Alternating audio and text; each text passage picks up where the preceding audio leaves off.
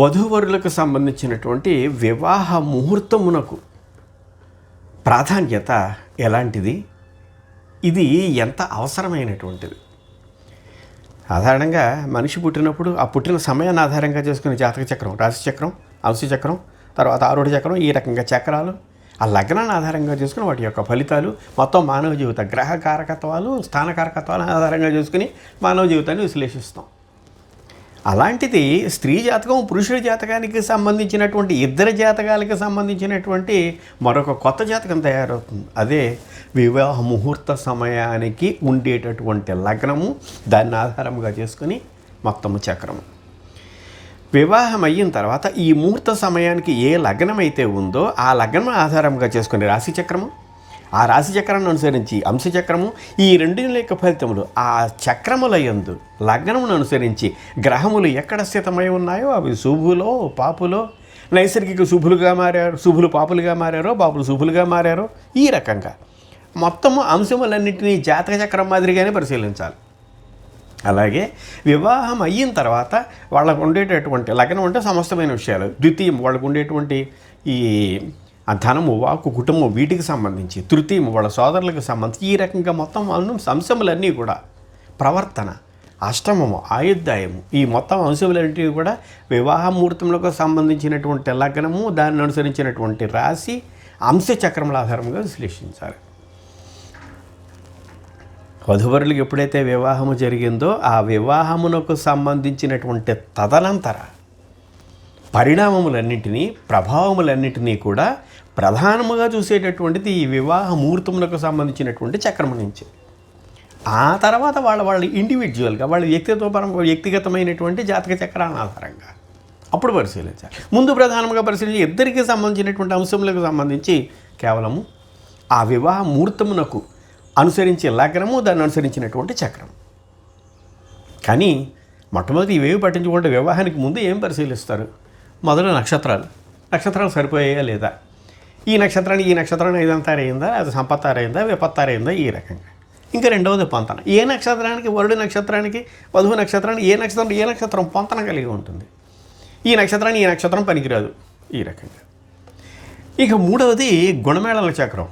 ఇంతకుముందు 30 సంవత్సరాల క్రితం లేనటువంటిది ఇప్పుడు కొత్తగా వచ్చినటువంటి జాతకాల మీద ప్రభావం చూపించడం అంశాలు ఈ గుణమేళల చక్రం ఒకటి. 18 పాయింట్లు తక్కువ, ఎన్ని పాయింట్లు వచ్చాయి ఈ నక్షత్రానికి, 18 పాయింట్లు తక్కువ రాకూడదు, 35 పాయింట్ల కంటే ఎక్కువ రాకూడదు, ఈ మధ్యలో ఉండాలి. ఉంటే జాతకం బాగుంటుంది. ఆ తర్వాతది కుజదోషం. జాతక చక్రంలో ఉండేటువంటి చతుర్థ స్థానం ప్రవర్తన విషయం కనుక, కుజుడు ప్రవర్తన విషయంలో చెడ్డగ్రహం కనుక, ఈ కుజుడు ఏ జాతక చక్రంలో కుజుడు ఉన్నాడు, కుజుడు దోషం ఉంది. దీనికి మళ్ళీ సవరణ, ఇద్దరి జాతకాల్లోనూ కూడా కుజుడు దోషం ఉంటే వివాహం చేయొచ్చు, ఏ ఒక్కరి జాతకంలో ఉన్నా కానీ చేయడానికి పనికిరాదు, ఈ రకంగా. ఇవన్నీ పరిశీలించిన తర్వాత ముహూర్తం. నిజానికి వివాహ ముహూర్తమే చాలా ప్రధానమైనటువంటిది. వ్యక్తులు పుట్టినటువంటి సమయానికి ఉండినటువంటి జాతక చక్రాలు, రాశి అంశచక్రముల ఆధారముగా ఏం పరిశీలించినా, ఎలా పరిశీలించినప్పటికీ వివాహం అయిన తర్వాత వాళ్ళిద్దరికీ సంబంధించినటువంటి సమస్త అంశముల పరిశీలన, వివాహ లగ్నము, ఆ ముహూర్తములకు సంబంధించి లగ్నం ఏదో, దాన్ని ఆధారంగా అనుసరించినటువంటి చక్రం ఏదో, అది రాశి చక్రము, అంశచక్రం, వీటిని ఆధారంగా చేసుకుని విశ్లేషించాలి. అక్కడ నైసర్గిక శుభులు, నైసర్గిక పాపులైనటువంటి వాళ్ళు ఏ రకంగా ఉన్నారో, ఆ శుభులు పాపులుగాను, పాపులు శుభులుగాను ఎలా మారుతున్నారో, ఆ చక్రాన్ని అనుసరించి ఆ గ్రహముల యొక్క ఆధిపత్యం ఏ రకంగా ఉందో, గ్రహాలు ఎక్కడ స్థితమై ఉన్నాయో, వాటి ఏ గ్రహాలు కలిసి ఉన్నాయో, ఆ సమయానికి ఏ గ్రహాల యొక్క దృష్టి ప్రభావం పడిందో, ఈ అంశాలన్నింటినీ పరిశీలించి ఒక్కొక్క స్థానం యొక్క విశ్లేషణని చేయాలి వాళ్ళ యొక్క వివాహ అనంతర జీవితమునకు సంబంధించి. అంచేత వివాహమైన తర్వాత సౌభాగ్యము కానీ, ఆయుర్దాయము కానీ, ఈ అంశంలో అష్టమము నుంచి పరిశీలించినా ఇవి వాళ్ళ యొక్క జాతకాల కంటే వివాహం అయిన తర్వాత వివాహ ముహూర్తమును అనుసరించినటువంటి ఆ రాశి అంశ చక్రములకు సంబంధించినటువంటి అష్టమ స్థానాన్ని ఆధారంగా చేసుకుని పరిశీలించాలి. సాధారణంగా వివాహం అయిన తర్వాత వధువు ఇంటికి వచ్చిన తర్వాత సాధారణంగా పురుషుని ఏమనరు, ఏ మాత్రం తేడా వచ్చినా మొదట స్త్రీనే నిందిస్తారు. ఇంట్లో అడుగుపెట్టింది సర్వనాశనం అయింది, ఇంట్లో అడుగుపెట్టింది అంతా కలిసి వచ్చింది. పైగా సాక్షాత్తు లక్ష్మీదేవి లాంటిది. మళ్ళీ అక్కడ పార్వతి సరస్వతి పనికిరారు, లక్ష్మీదేవి అయి ఉండాలి. ఇటు చదువు పనికిరాదు, ఇటు కష్టాలను ఎదుర్కొనేటువంటి ధైర్యము దుర్గామాత పార్వతీదేవి దానికి పనికిరాదు, లక్ష్మీదేవి అయి ఉండాలి. సంపద తీసుకురావాలి, అందంగా ఉండాలి. దీనికి పైగా స్త్రీల నుంచే వ్యతిరేకత. ఈ సమస్యలన్నీ కూడా మళ్ళీ స్త్రీల నుంచి స్త్రీలకే. పురుషుని ఎవరు ఏ రకంగా తేడా వచ్చినప్పుడు పురుషుని ఎవరు ఏమి అనరు. ఇవన్నీ మనం నిత్యం కళ్ళతో చూస్తున్నటువంటివి. కానీ ఈ అంశాలను ఎలా పరిశీలించాలి? వివాహ ముహూర్తంలోకి సంబంధించినటువంటి చక్రములో మానవ జీవిత కార్యక్రమాలు మొదటి జాతక చక్రాన్ని ఎలా పరిశీలిస్తున్నామో దీన్ని కూడా అలాగే పరిశీలించాలి. లగ్నము తర్వాత ద్వితీయం, అదే చెప్పబడింది ఇక్కడ. వాటికి లగ్న, ద్వితీయ, అష్టమ శుద్ధి ప్రధానము. సాధారణంగా వివాహ ముహూర్తం పెట్టేటప్పుడు నక్షత్రాలను ఆధారంగా చూసుకుని వివాహ ముహూర్తం పెడతారు. ఆ ముహూర్త సమయానికి అదే లగ్నం అవుతుంది. ఆ లగ్నం ఏ లగ్నంలో ఉంది, మొత్తం 12 లగ్నాల్లోనూ ఏ లగ్నానికి సంబంధించినటువంటిది అయి ఉంటుంది. ఆ లగ్న శుద్ధి చూసుకుంటారు. ఇక్కడ శుద్ధి చూడడం అంటే శుభగ్రహం ఎక్కువ దృష్టి ఉండడం కానీ, లగ్నంలో శుభగ్రహం ఉండడం కానీ, ఈ రకంగా ఇక్కడ చూడవలసినటువంటిది లగ్న శుద్ధితో పాటుగా ద్వితీయ శుద్ధి. ఈ ద్వితీయం ఎందుకు చెప్పబడింది అంటే కుటుంబం, ధనము, వాక్కు, తర్వాత విద్య, వీటన్నింటికీ కారకత్వం, ఆఖరికి కారకత్వం కూడా ద్వితీయమే. అందుచేత ద్వితీయ శుద్ధిగా ఉండాలి లగ్న శుద్ధితో పాటుగా. ఇది ఏంటంటే ద్వితీయమే ఏ స్థానం అయి ఉంది, ఆ తమ ఆధిపత్యం ఏది, ఆ గ్రహం ఏది, అది ఎక్కడుంది, ఎవరి మీద దృష్టి పడుతోంది, ఈ రకమైన అంశాలని ద్వితీయానికి సంబంధించి పరిశీలించాలి. ఆ తర్వాత అష్టమం. ఈ అష్టమం మళ్ళీ ఆయుధానికి, సౌభాగ్యానికి, రెండింటికి కారకత్వం. అంచేత స్త్రీ యొక్క సౌభాగ్యాన్ని చెప్పేటప్పుడు ముందర వివాహం కాకముందు వేరు, వివాహం అయిన తర్వాత వివాహ ముహూర్తమును అనుసరించి, లగ్నమును అనుసరించి అష్టమ స్థానమునకు సంబంధించినటువంటి శుద్ధి. ఈ అష్టమ శుద్ధి కూడా చాలా ముఖ్యం. అందుకే ఈ వివాహ ముహూర్తానికి ఎప్పుడూ కూడా లగ్న శుద్ధి కంటే, ద్వితీయ శుద్ధి కంటే అష్టమ శుద్ధి చాలా ముఖ్యం. ఎందుకంటే శరీర మాధ్యం కలు ధర్మ సాధనం అన్నారు. ఎందుకంటే ఏ కార్యాన్ని సాధించదలిచినప్పటికీ మనం అంటూ ఉండడం ముఖ్యం. శరీరం లేకుండా కార్యాన్ని సాధిస్తాం. అందుచేత మనం అంటూ బతుకుండడం. అందుచేత అష్టమ శుద్ధి ముఖ్యమన్నారు వివాహానికి, వివాహ లగ్నానికి. ఈ అష్టమము సౌభాగ్యానికి, తర్వాత ఆయుధానికి సంబంధించిన స్త్రీ పురుషులిద్దరికీ సంబంధించి. అందుచేత జాతక చక్ర పుట్టినప్పుడు ఉండేటువంటి జాతక చక్రాలని ఏ అంశాలనైతే పరిశీలిస్తున్నామో ఇక్కడ కూడా ఆ అంశాలని అలాగే పరిశీలించాలి. పరిశీలించి వివాహానంతరము ఇద్దరికీ సంబంధించినటువంటి అంశములను విశ్లేషణ చేసేటప్పుడు వారి వారి జాతక చక్రముల కంటే వివాహ ముహూర్తమునకు సంబంధించినటువంటి లగ్నము, దాన్ని అనుసరించినటువంటి రాశిచక్రము, రాశిచక్రమును అనుసరించి అంశచక్రము, వీటిని పరిశీలించి చెప్పడం అవసరము. ఇది ప్రధానము. వాళ్ళ యొక్క వ్యక్తిగతమైనటువంటి జాతక చక్రాలు అనేటటువంటిది తర్వాత అంశం. ప్రధానం ఇదే. వాటికి లగ్న, ద్వితీయ, అష్టమ శుద్ధి ప్రధానము. పాపగ్రహ స్థితి, యుతి, దృష్టి, గ్రహముల ప్రభావము, ఇన్నింటిని పరిశీలించాలి లగ్నం మీద. లగ్నం అంటే మొత్తం పూర్తిగా చెబుతుంది కనుక ఇక్కడ మళ్ళీ ఎలాగ మొత్తం 12 స్థానాలు, 12 అంశాలను గురించి చెప్తాయి. లగ్నము సమస్తము చెప్తుంది, 2 ద్వితీయము కుటుంబం గురించి చెప్తుంది, 3 వాళ్ళ యొక్క సోదరుల గురించి చెప్తుంది, 4 వాళ్ళ యొక్క ప్రవర్తన గురించి, తర్వాత గృహము గురించి, ఇంకా మిగిలినటువంటి అంశముల గురించి చెబుతుంది.